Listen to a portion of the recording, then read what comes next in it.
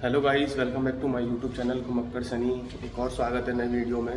तो ये वीडियो आज जो है वो थोड़ा इन्फॉर्मेटिव रहेगा, जिसमें कि मेरे पास लोगों के कमेंट आ रहे थे कि हम वियतनाम में जब वो वीज़ा अप्लाई कर रहे थे तो उसके अंदर उनको डाउट्स आ रहे थे कि उसमें सरनेम नहीं है, किसी में आपका कि मेरा एयरपोर्ट अलग है तो मैं कैसे फिल करूं, और मेरा स्टे के रिगार्डिंग। तो ये सारे जो डाउट्स थे वो मैं सारे आज आपको इस वीडियो में क्लियर करूंगा, प्लस आपको वापस से मैं बताऊंगा कि आप कैसे उस फॉर्म को फिल कर सकते हैं।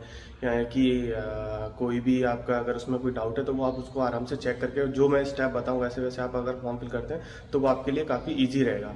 और कोई भी आप वीज़ा का फॉर्म फिल करते हैं, चाहे वो ई वीज़ा हो चाहे VFS का हो, तो आप सारी डिटेल्स जो है वो पासपोर्ट को देख के भरें। जैसा पासपोर्ट में आपके नाम में date of birth, place, everything जो दे रखी है वो सारी उसी के अकॉर्डिंग भरें, जिससे कि आपका मिस्टेक ना हो।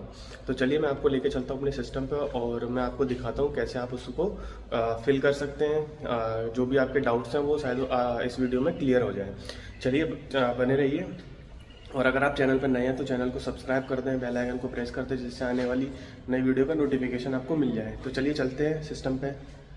वैसे आपको मेरी स्क्रीन दिख रही होगी, ये जो है वो ऑफिशियल वेबसाइट है evisa.zoo.gov.vn। ये वेबसाइट मैं लिंक डिस्क्रिप्शन में डाल दूंगा। तो ये जो है आपको सबसे पहले इंटरफेस ये दिखेगा, national web portal on immigration e visa page. तो यहाँ पे इन्होंने डिस्क्राइब किया हुआ है, ये मैंने लास्ट वीडियो में भी बताया था। जैसे इन्होंने यहाँ बता रखा है, जो आपका यहाँ पे नाम दे रखा होगा, आपका जो भी आप डिटेल्स इस वीज़ा के अंदर फिल करोगे वो अपने पासपोर्ट को देख के फिल करें। इसमें कुछ चीज़ें जो है वो आपको ध्यान में रखनी है। पहला आपका नाम प्रॉपर होना चाहिए, आपका वीज़ा एक्सपायर डेट प्रॉपर होनी चाहिए, वो जो है आपके वीज़ा में दिक्कत ना हो। प्लस आप उसको अपने पासपोर्ट से डिटेल्स चेक करके प्रॉपर क्रॉस चेक करके आराम से भर सकते हैं। तो ये चीज़ आप प्रॉपर रखें, ठीक है। और दूसरी चीज़ लोग पूछ रहे थे कि सिंगल एंट्री मल्टीपल एंट्री क्या, तो यहाँ पे आप ये देख सकते हैं सिंगल एंट्री की जो फ़ीस है वो $25 है और मल्टीपल एंट्री की जो है वो $50 पर पर्सन है। अगर आप 4 लोग जा रहे हो तो सबको 4 लोगों को वीज़ा अप्लाई करना पड़ेगा, जिनकी कॉस्ट आपकी $100 आएगी 25% के अकॉर्डिंग। अब यहाँ पे अपन इसको क्लिक करते हैं और नेक्स्ट पेज पे जाते हैं। यहाँ पे लोगों के कन्फ्यूज़न थे कि सर मेरा पासपोर्ट के अंदर जैसे सरनेम नहीं है, या मेरे पास 2 पासपोर्ट हैं, मेरा बोर्डिंग जो पॉइंट है वो अलग है, मेरा जो मैं जिस एयरपोर्ट पे जाऊँगा वो मेरा अलग है। तो वो सारी चीज़ें मैं आपको यहाँ पे क्लियर कर देता हूँ फिर से। सबसे पहले बात करते हैं सरनेम की। जैसे ये पासपोर्ट इन्होंने एग्जांपल के लिए दे रखा है। अब इन केस आपके पासपोर्ट पे सरनेम नहीं है, तो वहाँ पे आप अब जब देखोगे तो पासपोर्ट पे यहाँ पे आप जब नीचे देखोगे, यहाँ पे जो वहाँ पे दे रखा होगा उन्होंने ऐसे आपके पासपोर्ट में वही आपको यूज़ करना है। जैसे मान लो आपका नाम कोई राजकुमार है, या फिर मान लो सुमित कुमार है, या फिर आपका एग्जांपल ले लो या सुनील सिंह है, या उदय कुमार है, या फिर जो भी आपका सरनेम है उसको आप 2 पार्ट में डिवाइड कर सकते हैं। जैसे गिवन नेम आपका एग्जांपल मान लो कि आपका सुनील सिंह है, तो सुनील जो हो गया वो आप अपने गिवन नेम में डाल सकते हो, सिंह जो है वो आपको सरनेम में डाल सकते हो। तो वो इशू क्रिएट नहीं होगी, क्योंकि वो आपके पासपोर्ट पे दिया होगा। जो चीज़ आपके पासपोर्ट में मेंशन है वही चीज़ आप डालें, क्योंकि यहाँ पे ये जो है आप इसको ब्लैंक नहीं छोड़ सकते, क्योंकि ये मैंडेटरी है। आप ये देख रहे हैं रेड मार्क जो है वो मैंडेटरी है, आप इसको यहाँ पे आपको डालना पड़ेगा। डेट ऑफ बर्थ आपकी जो पासपोर्ट में दे रखी होगी वो आपको डालनी है, आपका करेंट नेशनलिटी आपकी जो होगी, और यहाँ पे जो ID नंबर है आपका पासपोर्ट जो है वो उस पर से आप अपना पासपोर्ट नंबर डाल सकते हैं। ये आपको अगर आप वियतनाम गए हो किसी दूसरे पासपोर्ट आपके पास अगर है तो वो करना, अदरवाइज़ आपको नो करना है। आपके पास अगर कोई दूसरी नेशनलिटी है तो येस करना, नहीं तो नहीं करना है। ये आप गए नहीं हो तो इसका तो नो ही रहना है। अब यहाँ पे आपको सिंगल एंट्री चाहिए, मल्टीपल एंट्री चाहिए, तो वो आप डाल सकते हैं। अब यहाँ पे जो डेट है, लोगों का कन्फ्यूज़न है कि सर मैं किस डेट का क्या करूँ। तो ये जो डेट है, जैसे मान लो सबसे पहले तो आप जब वीज़ा अप्लाई कर रहे हो तो एटलीस्ट कम से कम 1 वीक का डिफरेंस लें। वैसे वीज़ा जो है वो 2 से 3 दिन में आ जाता है, फिर भी आप जो है वो 1 वीक का डिफरेंस लेके चलें। अगर कोई इन केस अगर कोई एक्स्ट्रा डॉक्यूमेंट मांग लिए, या फिर आपसे कोई प्रॉब्लम होगी, आपने फॉर्म फिल कर दिया बट वहाँ पे आपका कोई मिस्टेक होगी, तो आप उसको करेक्ट करवा सकें। तो इसलिए 1 वीक का टाइम लेके चलें आपकी फ्लाइट डेट से। तो यहाँ पे ये जो है आपका वो डेट जो है कब आप वियतनाम में एंटर करोगे, आपका अराइवल डेट कब है।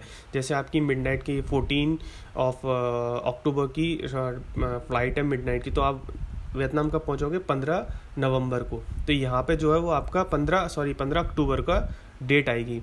अब यहाँ पे कब से कब तक का है, मतलब कि आपकी वियतनाम में कब कितने टाइम के लिए आपका स्टे है। जैसे आपको मान लो 14 अक्टूबर को आप फ्लाई करो तो 15 पहुंच गए, तो 15 से आपका 7 डेज़ है, 10 डेज़ है। तो उस कैलकुलेशन के हिसाब से आपको यहाँ पे उसकी डेट डालने की, मेरा जो रिटर्न है वो इस डेट का है। बाकी आपका पासपोर्ट, ऑर्डिनरी पासपोर्ट नंबर, आपका इशू डेट और ये एक्सपायरी हो गई आपके पास। ये लोग यहाँ पे कन्फ्यूज है कि मेरे पास 2 पासपोर्ट है तो मैं क्या करूँ।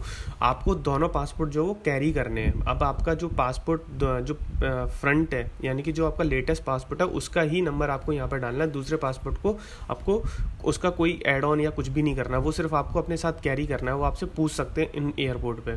और यहाँ पे आप जो भी डिटेल्स डाल रहे हो वो प्रॉपर होनी चाहिए, जिससे कि आपको एयरपोर्ट पर कोई प्रॉब्लम ना हो या फिर आपके वीज़ा आने में कोई दिक्कत ना हो। अब यहाँ पे परमानेंट रेजिडेंशियल आपका घर का एड्रेस हो गया, ऑक्यूपेशन हो गई आपकी, अगर आप एम्प्लॉय है तो एम्प्लॉय डाल सकते हैं, बिजनेस है तो बिजनेस डाल सकते हैं, स्टूडेंट है तो स्टूडेंट डाल सकते हैं। जो भी आपका ये है वो आप यहाँ पे डाल सकते हैं। जैसे आप यहाँ पे कंपनी, एजेंसी, स्कूल, ये सब कुछ उन्होंने दे रखा है।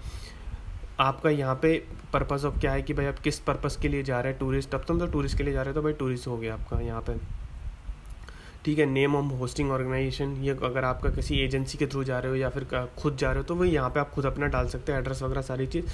आप कितने दिन के लिए वहाँ पे स्टे करने वाले हो, मतलब कि वियतनाम में आपका कितने दिन का स्टे है, 10 डेज़, 15 डेज़, 12 डेज़। तो यहाँ पे उसका टाइम लेंथ डालनी है कि भाई मेरा 30 डेज़ का या 20 डेज़ का स्टे है, वो चीज़ है। अभी यहाँ पे ये चेक पॉइंट्स है। Check points in the sense मतलब कि आप वियतनाम में किस एयरपोर्ट पे आओगे।